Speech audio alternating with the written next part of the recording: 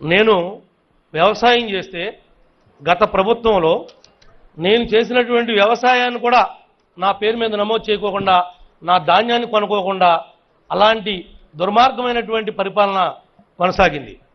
కనీసం నేను పండించిన ధాన్యం ఎక్కడికి అమ్ముకోవాలో నాకు తెలియదు. నేను కోళ్ళకు మేపుకున్నాను నేను మిల్లర్ తోలటానికి అవకాశం లేక, ఎందుకంటే నాకు తినే కోళ్ళు ఉన్నాయి కాబట్టి.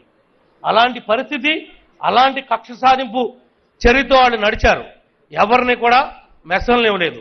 ఇందాక చెప్పారు శ్రీనివాస్ గారు, లారీ కోసం రైతు ఎత్తుక్కోవాలి, మిల్లర్ని బతిమాలుకోవాలి, దింపుకునేటప్పుడు ఇబ్బంది, దింపుకున్న తర్వాత నీది ఇరిగిపోతుందని చెప్పి ఎంత కడతామని చెప్పి బండి దింపుకోకుండా లారీ అక్కడే పెట్టి, ట్రాక్టర్ వెళ్తే ట్రాక్టర్ అక్కడే పెట్టి, రైస్ మిల్లరు ఇటు అధికారులు వేధింపులు ఇంత అంత కాదు. మంత్రి గారు, ఇదంతా శాఖాంతం మీదే కాబట్టి, మీరు ఒక రైతు బిడ్డగా మీ ఏరియాలో కూడా ఎక్కువ పండించేది ధాన్యమే కాబట్టి ఆ యొక్క సమస్యల్ని ఎక్కడా కూడా ఉత్పన్నం కాకుండా మీరు చూస్తారని మేము భావిస్తున్నాం. చేసి చూపిస్తారు. ఆ సత్వ మీకు ఉంది.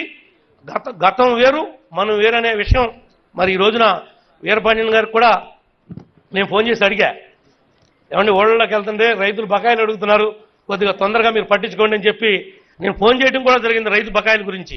మరి ఇంత తొందరగా మన దగ్గర ఆర్థిక పరిస్థితి లేకపోయినప్పటికి కూడా మీరు పురమాయింపు చేసి ఈ రైతులకు ఇచ్చినందుకు, ప్రత్యేకంగా మా జిల్లాకి మొట్టమొదటగా వచ్చి మరి ఇంత మంచి కార్యక్రమాన్ని ఇంతమంది రైతుల కళ్ళల్లో ఆనందాన్ని నింపినందుకు ప్రత్యేకంగా మనోహర్ గారికి ధన్యవాదాలు తెలియజేసుకుంటూ మీ అందరి దగ్గర కూడా సెలవు తీసుకున్నాం.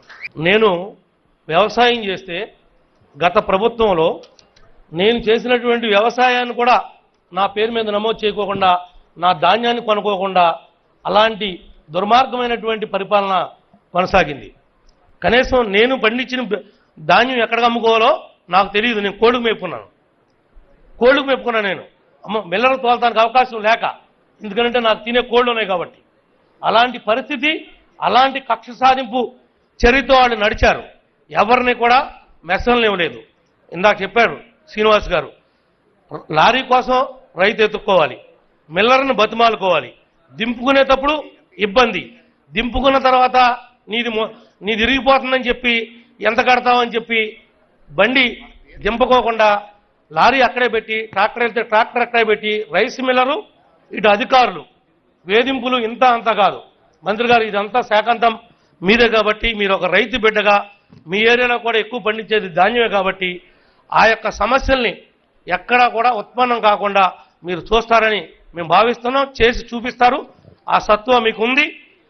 గతం వేరు, మనం వేరనే విషయం మరి ఈ రోజున వీరపాండ్యన్ గారికి కూడా నేను ఫోన్ చేసి అడిగా, ఏమంటే ఓళ్ళలోకి వెళ్తుంటే రైతులు బకాయిలు అడుగుతున్నారు, కొద్దిగా తొందరగా మీరు పట్టించుకోండి అని చెప్పి నేను ఫోన్ చేయడం కూడా జరిగింది రైతు బకాయిల గురించి. మరి ఇంత తొందరగా మన దగ్గర ఆర్థిక పరిస్థితి లేకపోయినప్పటికి కూడా మీరు పురమాయింపు చేసి ఈ రైతులకు ఇచ్చినందుకు, ప్రత్యేకంగా మా జిల్లాకి మొట్టమొదటగా వచ్చి మరి ఇంత మంచి కార్యక్రమాన్ని ఇంతమంది రైతుల కళ్ళల్లో ఆనందాన్ని నింపినందుకు ప్రత్యేకంగా మనోహర్ గారికి ధన్యవాదాలు తెలియజేసుకుంటూ మీ అందరి దగ్గర కూడా సెలవు తీసుకున్నాం.